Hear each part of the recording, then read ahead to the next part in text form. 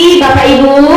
Pagi. Aduh, kurang semangatnya di SD ini. Selamat pagi Bapak Ibu. Selamat pagi.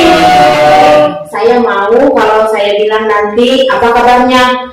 Sehat, luar biasa ya Ibu. Apa kabarnya Bapak Ibu? Sehat, luar biasa. Mantap, memang benar-benar luar biasa Bapak Ibu yang ada di SD ini.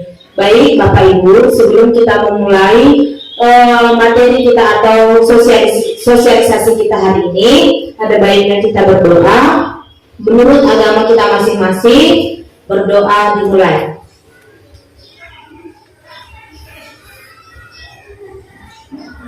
Berdoa selesai. Terima kasih. Bapak Ibu masih semangat? Semangat. Sekali lagi Bapak Ibu masih semangat? Semangat. Mantap, luar biasa. Sebelum kita ke materi, ada baiknya kita mendengarkan dulu sedikit kata sambutan dari kepala sekolah kita kepada Ibu Sutina MPD. Kami persilahkan dengan hormat.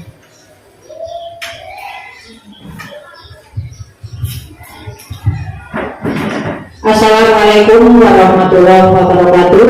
Waalaikumsalam warahmatullahi wabarakatuh. Selamat pagi, salam sejahtera untuk kita semua. Yang saya hormati Bapak Ibu Guru, terkhusus kepada Ibu Nur Aini.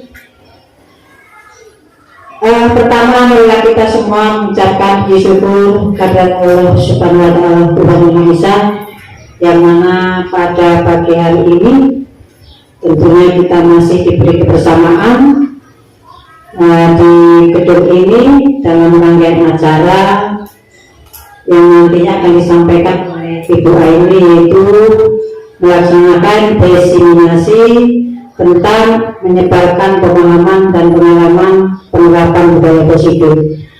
Kepada Bapak Ibu Guru, ini merupakan keberatan yang akan disampaikan nanti Ibu Nur Aini, mudah-mudahan kepada Bapak Ibu Guru dapat menerapkannya di dalam kelas masing-masing. Mengingat waktu, karena ini harus disampaikan oleh Ibu Aini secara resmi, saya buka dengan ucapan Bismillahirrahmanirrahim. Assalamualaikum warahmatullahi wabarakatuh. Baik, terima kasih kami ucapkan kepada Ibu Kepala Sekolah kami. Tiba waktunya ya Bapak Ibu, kita akan mendengarkan diseminasi mengenai menyebarkan pemahaman dan pengalaman penerapan budaya positif. Ini sangat penting bagi kita sebagai guru, apalagi guru yang benar-benar berkompeten dan guru abad 21 yang sangat diperlukan di negara kita ini, agar kita tidak yang seperti dulu-dulu lagi, yang zaman-zaman dahulu. Jadi ada baiknya kita mempersiapkan diri. Kepada Ibu Guru kami, Ibu Siti Nur Aini SPD, kami persilakan dengan hormat. Terima kasih. Baik, terima kasih kepada Ibu Moderator, Ibu Nartio Marpau. Luar biasa sekali, dan semangat membuka kegiatan diseminasi ini. Baik, lanjut ya Bapak Ibu. Assalamualaikum warahmatullahi wabarakatuh. Waalaikumsalam warahmatullahi wabarakatuh. Ya, tadi kalau Bu Marto mengatakan bagaimana kabarnya hari ini, sehat, kuat, luar biasa gitu ya. Coba kita lanjut sekali lagi, bagaimana kabarnya Bapak Ibu hari ini? Sehat, kuat, luar biasa. Masya Allah, luar biasa semangatnya. Baik, alhamdulillahirabbil alamin wa bihi nasta'in ala umuri dunya waddin, wassalatu wassalamu ala asrofil anbiya'i wal mursalin wa ala alihi wa sahbihi rasulillahi ajma'in. Rabbi shrah li sadri wa yassir li amri wa hlul 'uqdatam min lisani yafqahu qawli. Amma ba'du. Baik, yang terhormat Ibu Kepala Sekolah dan yang saya hormati Bapak Ibu Guru di sini semuanya. Teruntuk kepada Bapak Ibu Guru semua, saya mengucapkan ribuan terima kasih karena berkenan hadir untuk mengikuti diseminasi saya. Dan untuk Ibu Kepala Sekolah juga saya mengucapkan ribuan terima kasih di sisa-sisa akhir menjabat mengabdi di sekolah ini, ibu masih tetap meluangkan waktunya untuk berada di sini, tetap mengayomi kami di sini. Kami mengucapkan ribuan terima kasih, terutama saya telah memfasilitasi saya untuk bagaimana kegiatan saya ini dapat berjalan dengan lancar. Sekali lagi saya ucapkan ribuan terima kasih. Baik Bapak Ibu, di sini saya akan melakukan aksi nyata di modul 1.4 tentang budaya positif. Jadi di modul sebelumnya juga ada kegiatan aksi nyata saya, namun untuk sekarang adalah lanjutan aksi nyata saya untuk melakukan diseminasi tentang menyebarkan pemahaman dan pengalaman penerapan budaya positif di sekolah. Nah, saya Siti Nur Aini, calon guru penggerak angkatan 7 dari Kabupaten Labuhan Selatan dari UPTD SD Negeri 26 Purwokerto 1. Mohon nanti Bapak Ibu guru, karena di sini saya masih junior, masih banyak belajar juga. Kalau misalnya ada yang salah, nantinya mohon dimaklumi ya Bapak Ibu. Baik, lanjut Bu.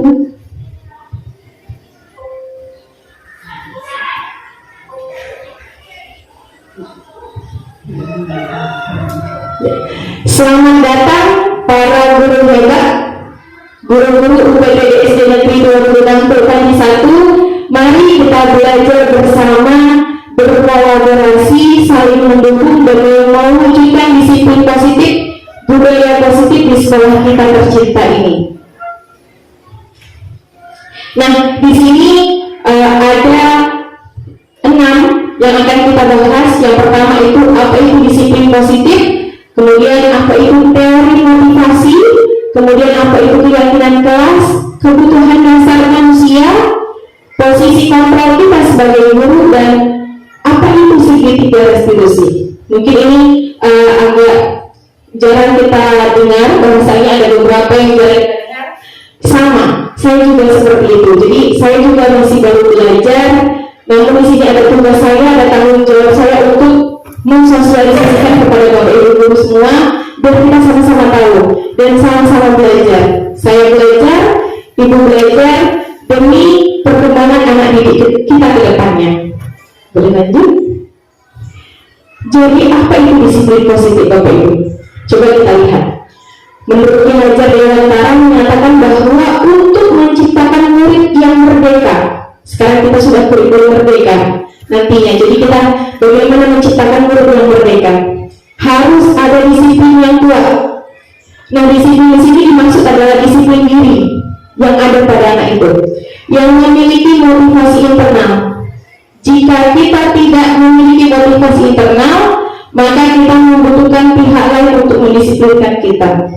Nah, untuk sekarang ini memang untuk disiplin anak itu masih berada di tahap ini ya, membutuhkan pihak lain. Anak-anak harus dimarahi dulu, dihukum dulu, baru mereka disiplin. Tapi kenyataannya, tapi seharusnya seperti apa gitu? Jadi nggak seperti itu. Jadi kalau bisa kita menanamkan ada motivasi yang memang dari diri dia, bukan karena takut hukuman. Nah, coba di sini. Disiplin positif merupakan salah satu cara penerapan disiplin yang bertujuan untuk menumbuhkan kesadaran serta memberdayakan anak untuk melakukan sesuatu tanpa sokongan, tanpa kita ancam, tanpa kita paksa, dan tanpa kita hukum. Misal, anak itu piket, tanpa kita, woi sini piket, atau woi sini, itu bagaimana inilah kita harus bisa gitu menumbuhkan bagaimana motivasi mereka tanpa dimarahi, mereka sudah bekerja. Itu makanya sebenarnya tugas kita berat di sini Bapak Ibu. Tapi lambat laun pasti akan terbiasa. Nah, inilah di sini ada nanti materi kita berada di posisi apa, terus bagaimana caranya gitu. Lanjut. Nah, ini dia. Sebagai pendidik, tujuan kita adalah menciptakan anak-anak yang memiliki disiplin diri, sehingga mereka bisa berperilaku dengan mengacu pada nilai-nilai kebajikan universal dan memiliki motivasi intrinsik, kesadaran diri dia, sama seperti kita datang ke sekolah bukan karena ada di kepala sekolah, tapi memang aku adalah seorang pendidik, aku harus memberikan contoh yang baik buat anak didikku. Nah, seperti itu. Memang ada kesadaran kita. Jadi bukan karena diancam, bukan karena terpaksa, masih jam segini aja kok, dulu, bukan. Tapi memang waktunya belajar setengah 8, waktunya kita masuk tanpa dipaksa. Nah, bagaimana itulah sebenarnya saya juga masih belajar bagaimana cara bagaimana cara menumbuhkan kesadaran diri itu gitu. Sama-sama belajar. Oke, belajar. Nah, ini dia tadi nilai kebajikan. Sama-sama Bapak Ibu guru yang kita ketahui di kurikulum Merdeka itu nilai-nilai kebajikan universal yang sudah kita sepakati bersama dengan pendidikan di Indonesia ini adalah nilai profil pelajar Pancasila. Bagaimana kita bisa menerapkan, menumbuhkan keenam nilai ini pada diri anak didik kita. Ada nilai yang pertama, beriman, bertakwa kepada Tuhan Yang Maha Esa dan beragama mulia. Nah, alhamdulillah di sekolah kita sudah menerapkan bagaimana mengajarkan anak-anak untuk beriman kepada Tuhannya, seperti berdoa sebelum belajar, seperti kita kegiatan tadi juga berdoa sebelum setiap kegiatan, melakukan sesuatu, itu sudah bagus. Itu termasuk salah satu bagaimana kita menanamkan karakter beriman kepada Tuhan Yang Maha Esa dan berakhlak mulia. Seperti anak-anak kita juga alhamdulillah ketika ada gurunya mereka menyapa, "Ibu, Bapak, sehat Bu." Nah, ibu gurunya juga alhamdulillah luar biasa ini di sekolah kita ini, ketika anak-anak menyapa, "Iya Nak," bukan langsung jalan aja, tidak. Luar biasa guru-guru di sini. Kemudian kita juga sesama guru juga sopan santun juga saling berkata, luar biasa. Ini sudah ada di dalam diri ibu guru dan alhamdulillah anak-anak juga ada, walau sebagian ada yang belum. Tapi itulah tugas kita. Kemudian nilai mandiri. Nilai mandiri ini tuh bagaimana anak-anak itu mandiri dalam mengerjakan tugas, tidak menyontek. Bagaimana kita menerapkannya? Bagaimana kita bisa menumbuhkan kesadaran anak-anak untuk mandiri tanpa disuruh, mereka sudah melakukan sesuatu. Apa yang harus diperbuat, itu yang diperbuat. Kemudian anak-anak yang bernalar kritis, bagaimana kita di dalam kelas itu bisa menggunakan metode pembelajaran yang membangun anak-anak untuk berpikir. Jadi kita harus semangat aja untuk mengasih materi, tapi anak-anak coba dikasih tugas berpikir. Nah, gitu kita menumbuhkan karakter bernalar kritis. Kemudian berkebinekaan global. Alhamdulillah anak-anak juga sedikit demi sedikit ketika hari Senin sibuk mau upacara, padahal masih becek. Mereka sudah jiwa berkebinekaan mereka udah mantap. Itu juga berkat didikan para guru-guru di sini semuanya, luar biasa. Kemudian bergotong royong ketika di sekolah bekerja bakti bersama, ketika ada kebersihan mereka semangat semuanya. Nah, kemudian kreatif, mungkin ini yang masih belum ini akan kita tumbuhkan juga kepada anak-anak kita, bagaimana mereka kreatif.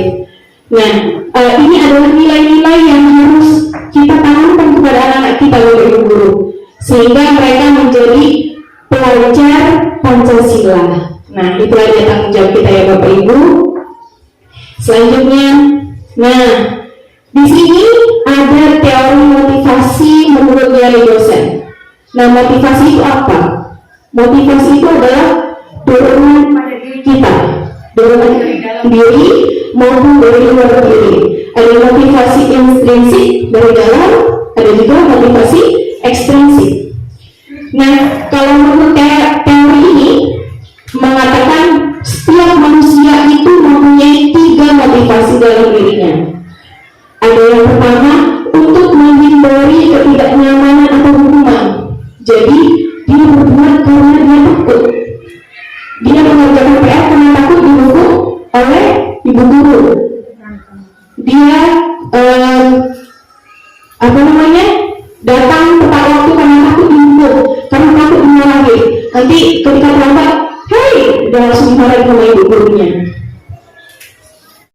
Baik, kita lanjut ya Ibu. Nah, ini motivasi yang pertama, sama seperti mudah-mudahan tidak ada ya. Aku datang cepat karena ada ibu kepala, bukan.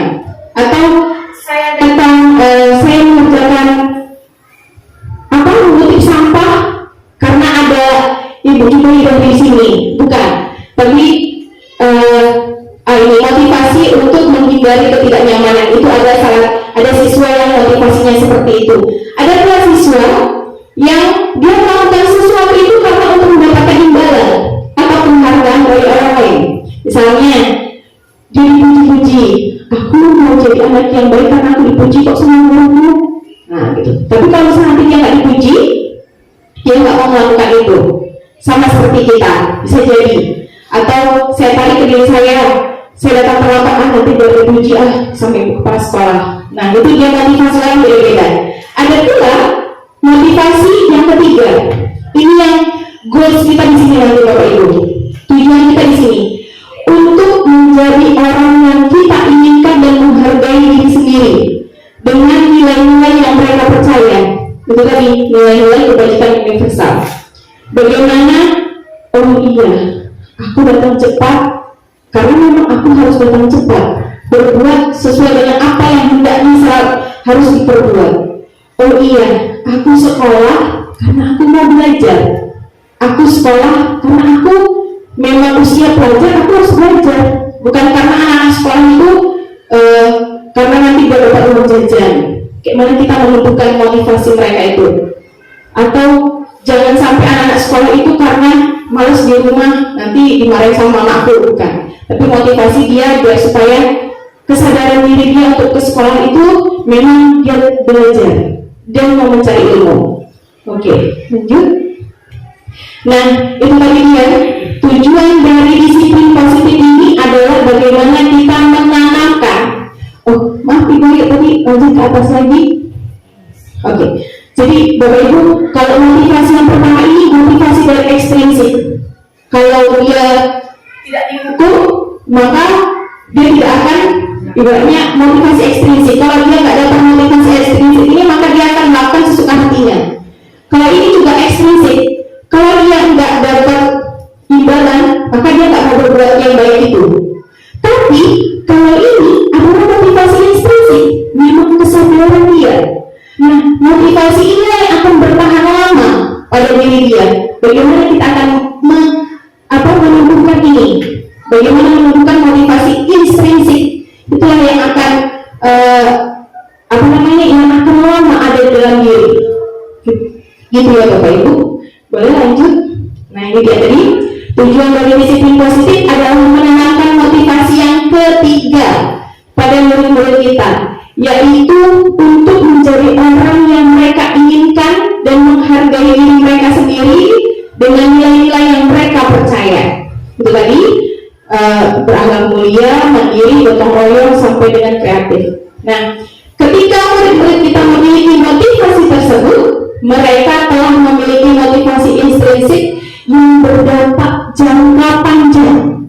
Nah, motivasi yang tidak akan terpengaruh pada hal-hal luar, karena memang udah dari dalam dirinya, nggak akan terpengaruh dengan hukuman ataupun hadiah.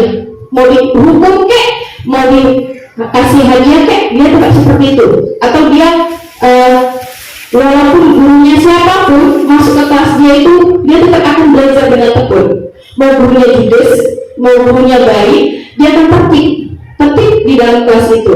Jadi tidak terpengaruh dengan motivasi di luar diri dia. Nah, mereka akan tetap berperilaku baik dan berlandaskan nilai-nilai kebajikan karena mereka ingin menjadi orang yang menjunjung tinggi nilai-nilai yang mereka hargai pada diri dia. Nah, itu. Oke, lanjut. Nah, selanjutnya adalah keyakinan kelas. Jadi Bapak Ibu guru, kita sebaiknya itu di dalam kelas mempunyai keyakinan kelas.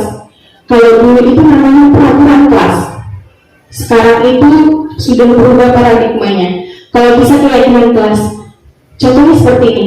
Jadi Bapak Ibu di sini udah ada yang pernah buat peraturan kelas, mungkin sudah, tapi secara lisan ya kan Bapak Ibu. Kalau mau permisi harus ini ngomong sama ibu guru dulu. Kalau nggak masuk sekolah harus kirim surat atau alamat WA, itu termasuk peraturan kelas. Atau tidak boleh buang sampah sembarangan, itu peraturan kelas. Sekarang akan berubah paradigma.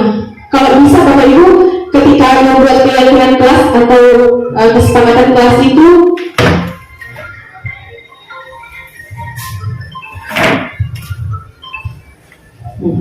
Oke?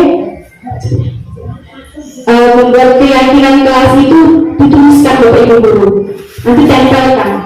Jadi kenapa kok keyakinan kelas? Karena itu adalah sama-sama kita buat bersama, kesepakatan kita bersama, dan itu nanti akan kita jalankan bersama. Itu deh. Kalau peraturan, boleh Bu Ayu? Nah ini dia. Kenapa keyakinan? Dia lebih abstrak dari peraturan. Kemudian dia berupa pernyataan universal, umum, dan dibuat dalam bentuk positif. Kalau dia peraturan, tidak boleh membuang sampah sembarangan. Nah, kalau keyakinan kelas, kata-katanya positif, membuang sampah pada tempatnya. Kemudian kalau peraturan kelas, tidak boleh ribut ketika belajar. Kalau keyakinan kelas, sama-sama nanti tertib ketika belajar. Lebih enak nggak didebat antara positif dengan negatif? Tentu lebih enak kata-kata yang positif. Atau tidak boleh jalan-jalan ketika jam belajar, nanti tertib ketika belajar. Atau diam ketika jam pelajaran, mendengarkan guru. Lebih masuk ke ini anak-anak, lebih positif kata-katanya. Sama kayak anak-anak, jujur anak saya di rumah Bu, kalau dibilang jangan lari-lari, ya lari-lari yang didengar dia, kata jangannya itu hilang. Tapi lebih kan lari-lari. Tapi kalau kita bilang duduk nak, dia akan duduk. Karena dia dengarnya itu, apalagi anak-anak kan, duduk, dia dengarnya satu kata, duduk. Tapi kok jangan lari-lari, dia dengarnya lari-lari. Jadi kalau dia keyakinan kelas itu dia lebih bagus kalimat yang positif. Ketika marah pada anak-anak juga nggak boleh yang menggunakan kalimat yang negatif, lebih positif. Kemudian kalau keyakinan kelas itu nanti kalau ibu bapak ibu guru sebaiknya setelah ini bisa membuat di kelas masing-masing. Buat kata-katanya itu sedikit saja, nggak usah panjang-panjang, satu kata, dua kata, atau boleh ke atas lagi dulu. Nah seperti itu tadi kan, disiplin, tertib, sopan, rapi, sedikit, nggak panjang-panjang. Ini bapak ibu contoh keyakinan kelas ini. Anak-anak yang memilih sendiri. Oh Bu, ya, tertib. Bu, mereka sendiri yang menginginkan, memilihkan, mengatakan, mengajukan. Jadi ketika keyakinan kelas itu mereka sendiri yang meminta, mereka akan berusaha untuk melakukan keyakinan tersebut. Tapi kalau misalnya keyakinan kelas guru yang kuat, anak-anak tidak merasa membuat, tidak ada musyawarah dengan mereka, tidak ada diskusi dengan mereka, itu kan ibu, peraturan ibu, bukan aku kok kan, seperti itu. Jadi kalau bisa sama-sama dibuat bersama dengan siswa. Nah, sesuai dengan kondisi kelas dan sekolah agar mudah diterapkan. Jadi kalau keyakinan kelas itu tidak memaksa, lebih bagaimana kesadaran diri untuk bertanggung jawab menaati peraturan, menaati keyakinan yang telah dibuat bersama. Kemudian semua warga kelas atau sekolah dilibatkan saat membuat, gitu. Oke, lanjut. Nah ini tadi sudah mengapa keyakinan kelas, mengapa tidak peraturan kelas saja. Coba kita analogikan seperti ini Bapak Ibu. Mengapa kita memiliki peraturan tentang penggunaan helm saat mengendarai kendaraan roda 2 atau motor? Mengapa kita memiliki peraturan tentang penggunaan masker dan mencuci tangan setiap saat? Coba, kalau sekedar peraturan Bapak Ibu, peraturan itu kita pakai helm karena apa? Takut razia, takut ditilang. Itu peraturan. Kalau nggak ada polisi kita nggak bakalan pakai helm. Tapi kalau dia memang udah ada keyakinan, kita pakai helm berapa? Aman. Menghindari dari hal-hal yang tidak diinginkan. Melindungi diri kita, kesadaran kita. Oh, aku pakai helm itu bukan karena ada polisi, tapi memang kok misalnya ada apa-apa dengan aku jatuh, kepala aku pecah, bagaimana? Atau dilempar orang. Nah itu dia, itu adalah keyakinan, motivasi atau kesadaran diri kita. Itu lebih dari kenapa nggak peraturan, kenapa harus keyakinan. Kemudian bisa apa namanya tidak terdebu. Kayak kami kan jauh kan Bapak Ibu, jadi pakai helm. Kalau nggak pakai helm nanti jadi ubahan. Nanti mukanya berlangkah atau apa, kan lebih proteksi diri, itulah kesadaran diri. Kemudian ini juga, mengapa kita memiliki program tentang penggunaan masker dan mencuci tangan? Coba, kenapa? Kalau dulu kan dipaksa harus pakai masker kemana-mana, pandemi harus pakai masker, takut ketularan, takut kena corona, harus cuci tangan. Tapi kalau sekarang kita sadar, Ternyata pakai masker itu melindungi kita dan nggak kena debu. Coba kalau kita kena debu, batuk-batuk, bersin-bersin, ya nggak, pilek. Jadi untuk kesehatan kita, mencuci tangan juga gitu. Sekarang kita udah terbiasa malah, apa-apa harus cuci tangan. Karena udah tinggi kesadaran kita untuk oh ini penting untuk kesehatan. Kita nggak sadar diri gitu kan. Nah itulah dia, kenapa kok nggak peraturan aja? Kalau peraturan pasti peraturan dibuat untuk dilanggar. Ada seperti itu mengatakan. Tapi kalau keyakinan, memang keyakinan kita gitu deh. Oke, baik lanjut. Oke, itu tadi keyakinan kelas. Nah sekarang kebutuhan dasar manusia, kebutuhan dasar anak didik kita, atau bisa jadi kebutuhan dasar kita. Coba untuk kebutuhan bertahan hidup, survive, tentang apakah dia makan di rumah, kebutuhan untuk makan, kebutuhan untuk pakaian, sandang pangan papan, itu adalah kebutuhan hidup, bertahan hidup. Apakah dia di rumahnya punya rumah sendiri atau dia numpang sama nenek atau kakeknya, apakah dia sama orang tuanya, apakah dia tidur yang cukup di rumah. Jadi kita tidak boleh nakut di sekolah itu. Kita harus paham kebutuhan kita apa, kebutuhan anak didik kita juga seperti itu. Jadi tidak hanya marah-marah di sekolah, dia tidak mengerjakan PR, atau dia tidur dalam kelas kita harus marah-marah. Tidak.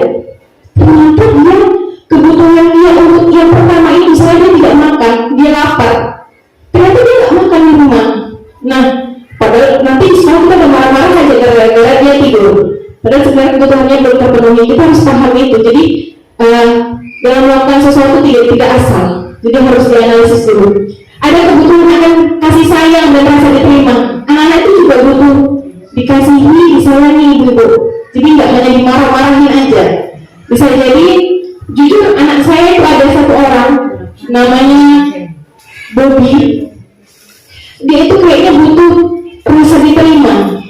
Dia butuh kasih sayang sepertinya. Mungkin kalau di rumah kurang atau bagaimana. Jadi kalau di sekolah itu dia caper aja gitu.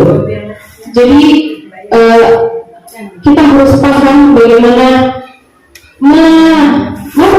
memperlakukan anak gitu kan, sesuai dengan kebutuhan dia. Kemudian kebutuhan akan kebebasan. Anak-anak itu juga mau bebas. Waktunya istirahat, jangan karena dia belum siap kita suruh kerjakan udah siap. Mereka juga butuh kebebasan ini waktuku, kasih dia istirahat. Jadi nggak langsung, jujur saya juga masih melakukan itu. Udah waktunya pulang, dia saya kasih pulang karena dia belum siap. Tapi ketika saya tungguin pun sampai dia selesai pun nggak siap-siap juga. Saya juga yang jadi pening, jadi stres kan. Jadi ayo udah silahkan, berarti dia memang IQ-nya itu nggak nyampe ke sana dan dia nggak bisa selesai dengan tepat waktunya gitu kan. Jadi mereka juga butuh kebebasan untuk mengekspresikan, misalnya dia juga minatnya seperti ini, kita fasilitasi sebagai guru.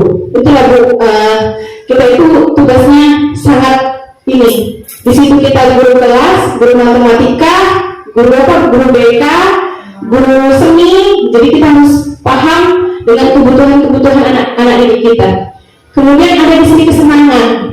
Anak itu kalau kita belajar suntuk nggak bu? Sama kayak kita, suntuk. Jadi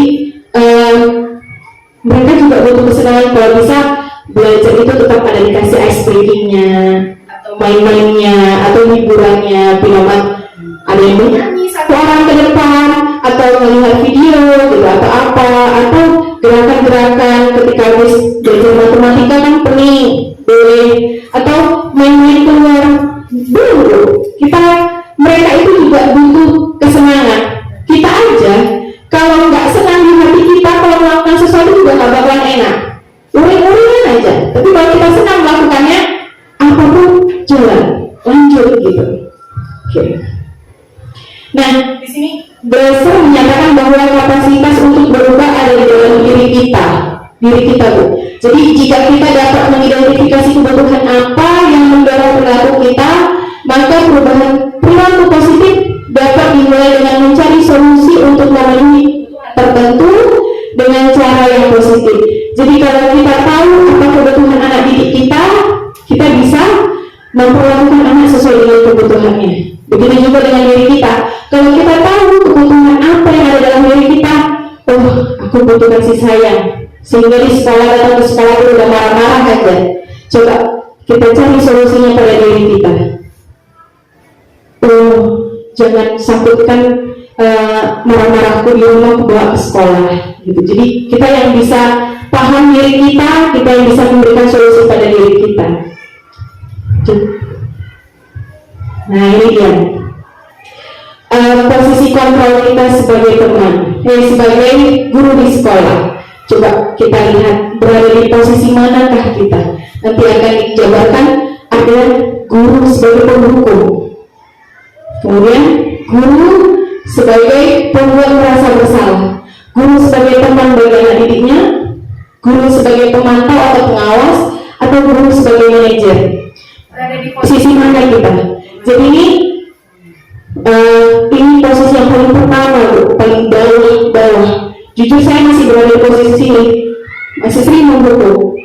Saya masih mau menuju sama-sama kita ya Bu, menuju ke sini, manajer, sama-sama kita Bu, sama-sama belajar. Lanjut Bu. Nah ini dia. Kalau yang posisi menghukum, guru berbuatnya seperti ini, menghardik, menunjuk, menyindir siswa, menghukum siswa. Kemudian guru akan berkata, kamu kalau kamu nggak melakukan ini, ibu hukum kamu pusat di depan kelas, itu guru penghukum. Kalau kamu terlambat, menunjuk itu guru penghukum. Kira-kira kita ada di bagian itu nggak Bu? Ada. Saya juga ada. Iya. Kadang nggak terkontrol juga sama kita itu. Udah palak kali mau udah gitu kan, udah push up ke depan atau udah ini ya gitu. Nah ternyata Bu, kalau misalnya kita berada di posisi itu, hasilnya siswa akan memberontak, mendendam, bahkan menyalahkan orang lain. Sama Bu, coba tarik ke diri kita. Kalau kita dihukum, kita semakin senang nggak sih dihukum? Enggak. Sama. Saya juga kalau dimarahin sama ayah saya, bukannya semakin ini, semakin merepet-merepet dalam hati. Jadi dosa. Nah, itu yang mungkin anak-anak kita juga nggak suka di situnya. Kemudian pembuat merasa bersalah, dia akan berceramah, patut ngomong aja, ngomel aja, gitu kan, menunjukkan kekecewaan mendalam. Kamu sudah mengecewakan bapak ibu guru, kamu sudah ini kami, ngomel aja, ceramah dia. Sedih kali ibu kau kayak gitu. Jadinya anak-anak seperti apa? Menyembunyikan, menyangkal dan berdoa. Jangan kayak gitu kita nanti ibu itu nangis gara-gara kita Nah bisa jadi seperti itu. Udah daripada nanti ini diceramai sama ibu itu, bagus kita ngomong aja. Ini anak jadi berbohong, tidak jujur dengan keadaan dia.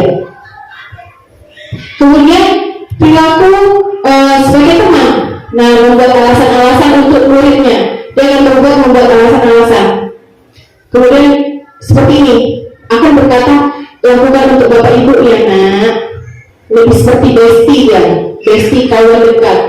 Atau ya udah nggak apa-apa, kerjakan lah, nanti ibu bantu. Nanti ibu bantuin mengerjakan soal nomor sekian. Nah, itu seperti bestie gitu kan, seperti teman pada anak-anak.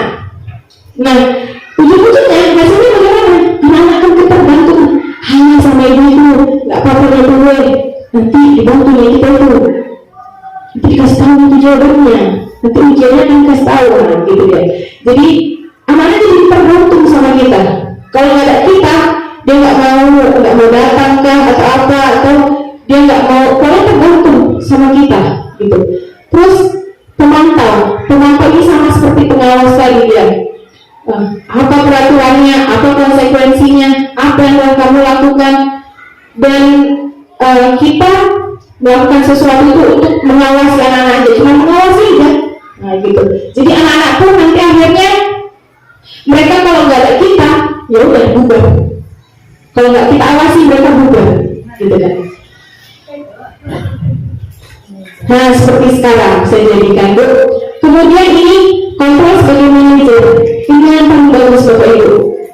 Di sini kita akan mengajukan pertanyaan-pertanyaan, kemudian perkataannya apa yang kita yakini, jadi apa yang kamu yakini, apa yang mengapa kamu melakukan hal itu, bagaimana kamu memperbaikinya, lebih ke mencari solusi. Jadi tidak menyalahkan anak, tapi kita mencari solusi. Ada masalah, tidak fokus ke masalahnya, tapi bagaimana cara penyelesaian masalah. Nah gitu. Jadi itulah dia posisi sebagai manajer. Baik Bapak Ibu, lanjut ke konsep disiplin. Nah, tentang restitusi. Tadi kan bagaimana kita sampai ke posisi kontrol kita sebagai manajer. Sampai nggak kita sampai ke manajer? Memang Bu, nggak langsung cepat kita sampai ke manajer. Pasti bakal ada seling-seling, jadi penghukum, jadi pembuat merasa bersalah, jadi teman pasti akan seling-seling. Tapi memang yang paling the best itu yang posisinya sebagai manajer. Nah, di sini ada, kalau dia di posisi manajer, ada yang namanya pendekatan restitusi untuk mengatasi suatu masalah Bapak Ibu. Jadi masalah itu nggak langsung dijudge, langsung dimarah-marah atau diapain, tidak. Ini ada yang namanya pendekatan restitusi. Nah, restitusi itu apa gitu kan? Saya juga baru dengar juga di guru penggerak ini restitusi. Jadi baru tahu. Nah, restitusi adalah proses menciptakan kondisi bagi murid untuk memperbaiki kesalahan mereka, sehingga mereka bisa kembali pada kelompok mereka dengan karakter yang lebih kuat.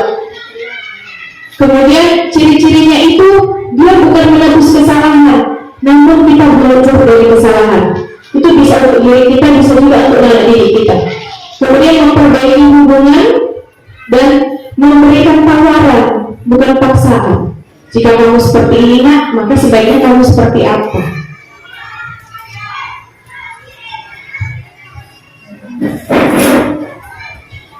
Kemudian menuntut untuk melihat ke dalam diri, mencari kebutuhan dasar yang mendasari tindakan, hingga fokus untuk pada karakter, bukan tindakan menguatkan, dan fokus pada solusinya. Jadi kita sebagai guru di sini benar-benar harus menuntun siswa itu, benar-benar membimbing siswa bagaimana dia menjadi pribadi yang sesuai dengan 6 nilai tadi pada profil pelajar Pancasila. Walaupun tidak ada profil pelajar Pancasila, 6 nilai kebajikan pun itu sangat baik hidup kita gitu. Buat hidup kita, apalagi buat anak-anak kita. Gitu ya Bapak Ibu. Boleh lanjut? Nah ini dia segitiga restitusi. Jadi ada namanya menstabilkan identitas. Itu dia kata-katanya seperti ini. Nggak apa-apa nak, kita semua akan melakukan yang terbaik yang bisa kita lakukan. Pasti kita semua akan melakukan yang terbaik. Mungkin bisa jadi sekarang kamu melakukannya yang kurang baik. Nah, kemudian validasi tindakan yang salah. Kamu melakukan itu pasti punya alasan. Kamu datang terlambat pasti punya alasan. Nah, kita harus melakukan restitusi gitu kan. Kemudian menanyakan keyakinan. Kita semua memiliki motivasi. Nah, kamu ingin menjadi orang yang seperti apa? Keyakinan kelas apa yang telah kita sepakati? Itu dia segitiga restitusi. Jadi lanjut. Ini contoh penerapan segitiga restitusi yang telah saya lakukan. Dari Bu Ayu di ini. Coba.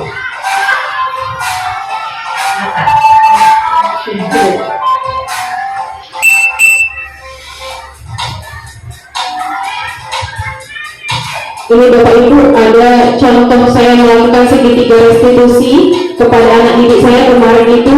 Bagaimana kita tidak menyalahkan anak atau menghukum anak dengan perilakunya, tapi melakukan 3 kegiatan ini, segitiga restitusi.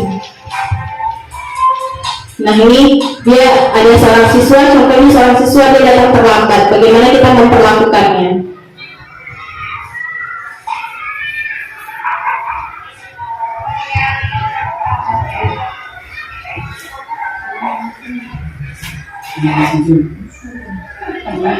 Itu lah enggak kalau itu di sekolahan kita ya. Tidak ada.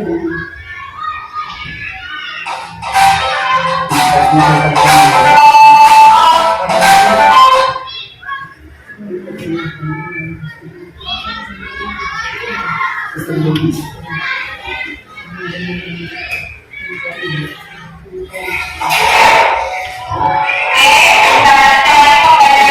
tidak langsung dimarah-marah di depan kelas, Bu. Tak langsung berdiri kamu nak, gitu lah. Tapi berbicara.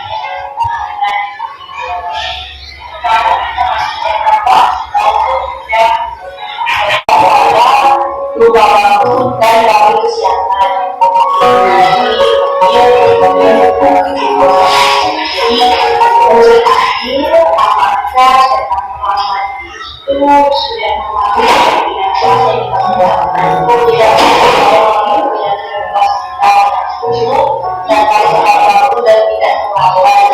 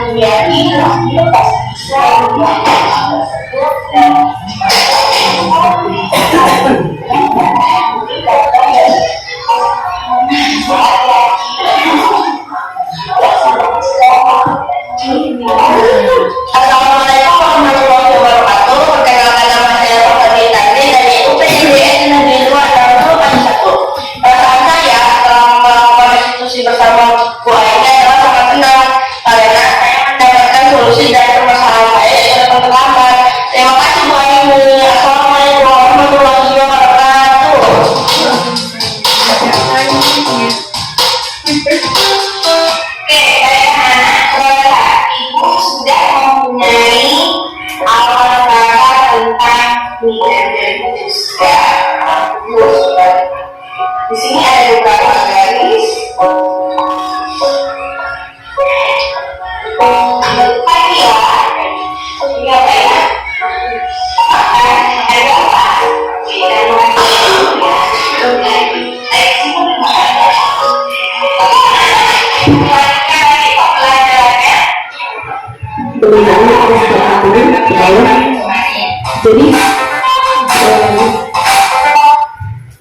Jadi Bapak Ibu guru tadi saya ketika restitusi tadi itu bagaimana kita sebagai guru itu tidak langsung anak saya masuk marah-marah, ini tidak, tapi kita harus menjaga harkatnya dia juga punya apa namanya ingin rasa dihargai tadi, dirasa dihargai, mereka juga punya rasa ingin ditutupi kesalahannya dengan cara seperti itu.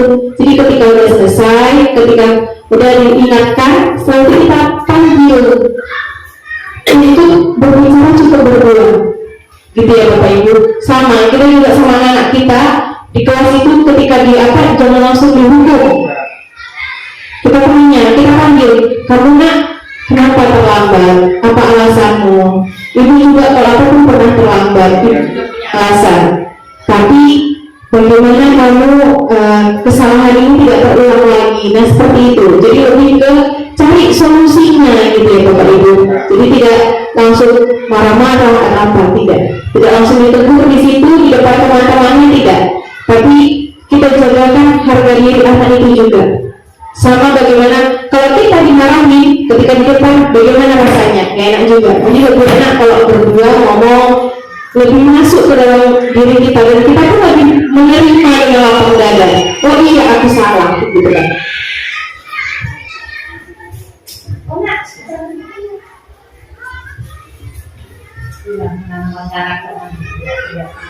Ya, itu ya Bapak Ibu, saya juga belajar. Itu tadi video bagaimana saya menerapkan restitusi di kelas. Saya juga belajar bagaimana apa namanya kontrol saya sebagai singa atau sebagai pemukul dalam kelas itu tidak muncul lagi, sehingga bisa menjadi posisi sebagai manajer. Jadi sama-sama kita belajar ya Bapak Ibu. Jadi di sini kalau guru bergerak Indonesia maju, kalau guru-guru PTDS BPD SD Negeri 26 Perpanji 1 pun akan maju. Beri tepuk tangan buat kita semua itu. Bapak Ibu, perubahan itu nggak langsung besar, tapi kecil-kecil, sedikit berubah. Jangan seperti itu lagi, karena kita kan sudah belajar teorinya bagaimana. Tinggal penerapan kita di kelas. Ya Bapak Ibu, mungkin ini saja yang bisa saya sampaikan. Saya kembalikan ke moderator. Assalamualaikum warahmatullahi wabarakatuh. Waalaikumsalam warahmatullahi wabarakatuh.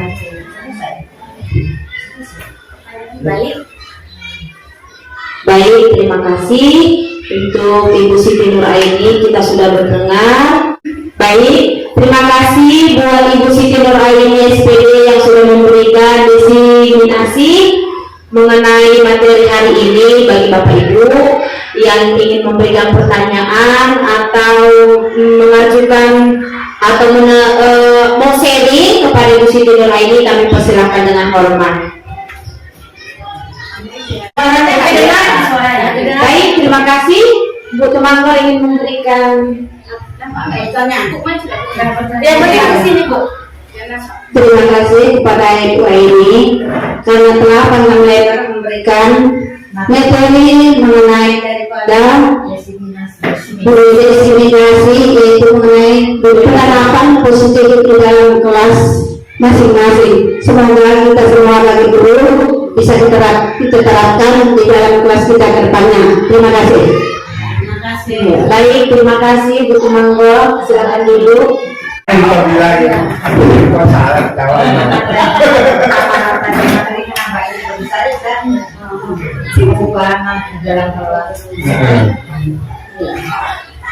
kasih nih kakak saya yang mau ngomong. Di sini saya mewakili dari seluruh Dewan Guru.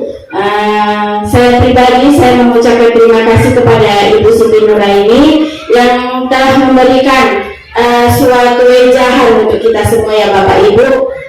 Dari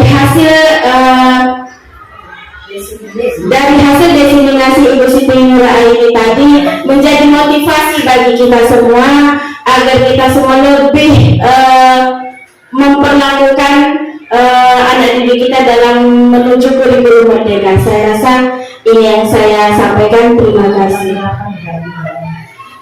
Baik, terima kasih Bu Ayu, kami persilakan duduk. Baik, sungguh luar biasa ya Bapak Ibu.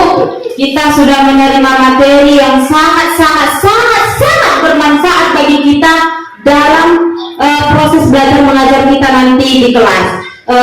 Seperti yang saya kutip ya, saya dulu ya Bu ya. Kalau menurut saya ini karena sering anak saya masih umur 2 tahun, karena saya bilang jangan lari Kim, makin lari. Jangan duduk di situ Kim, duduk di WC. Rupanya itu kurang baik ya Bu. Ya memang kita kasihnya yang kata-kata positif, bukan kata-kata jangan dan jangan. Jadi kalau bagi saya sangat antusias, memang motivasi itu memang benar-benar dari dalam diri supaya enggak berubah karena keadaan kita yang saat sedih atau berubah dengan keadaan kita yang lagi tidak enak hati. Baik, itu saja dari saya dan saya sampaikan kepada Ibu Siti Nuraini sebagai penutup.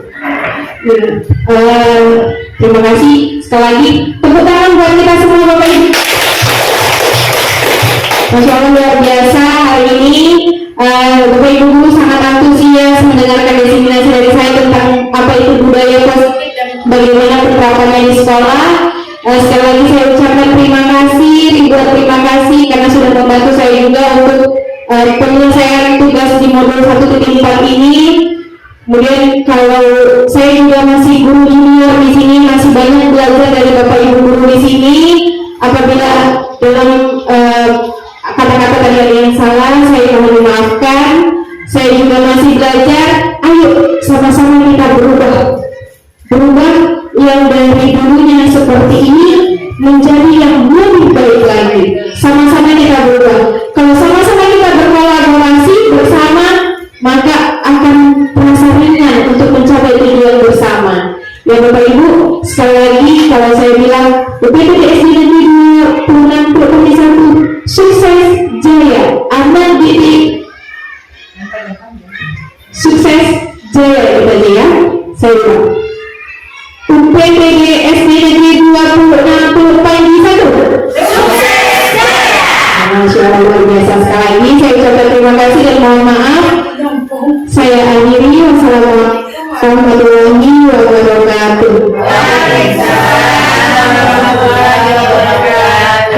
Baik, kami ucapkan terima kasih buat pemateri Ibu Siti Nuraini SPD, dan kami juga mengucapkan terima kasih buat Ibu Kepala Sekolah kami Ibu Sutina NPD, dan kami juga mengucapkan terima kasih buat Bapak Ibu yang berkenan hadir pada saat ini, dan semoga kita menjadi guru yang bergerak, bukan guru yang stay di tempat, ya Bapak Ibu. Sekian dan terima kasih. Mari kita tutup. Mari kita tutup dengan doa. Mari kita berdoa sesuai dengan agama dan kepercayaan kita masing-masing. Berdoa dimulai. Berdoa selesai. Terima kasih. Ayo makan dulu.